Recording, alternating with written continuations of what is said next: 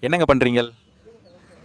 பார்த்தா தெரியலையாங்க, கோலம் போடுறேங்க. இந்த மார்கழி மாசம் பனியில குளூர்ல நீங்க ஏங்க கோலம் போடுறீங்க? இந்த மார்கழி மாசம் குளிர் கோலம் போடுறது எவ்வளோ பயம் தெரியுமா?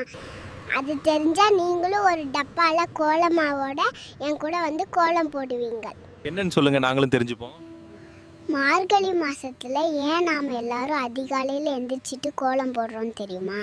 என்- அதுக்கு பின்னாடி ஒளிஞ்சிட்டு இருக்க சயின்ஸ் அண்ட் ஸ்பிரிச்சுவல்ல நாம தெரிஞ்சுப்போம். மார்கழி மாசத்துல அதிகாலையில நல்ல ஆரோக்கியத்தையும் உடல் நலனையும் தரக்கூடிய காற்று அதிகமாக இருக்கும், பூமியில இருக்கும். அப்ப மத்த மாசத்துல எல்லாம் இருக்காதாங்க? எனக்கு தெரியும், மைக்காரே இந்த மாதிரி ஏதாச்சும் கேட்பீங்கன்னு. இந்த மார்கழி மாசத்துல இருக்க மாதிரி வெதர் கண்டிஷன் வேற எந்த மாசத்துலயும் கிடையாதுங்க.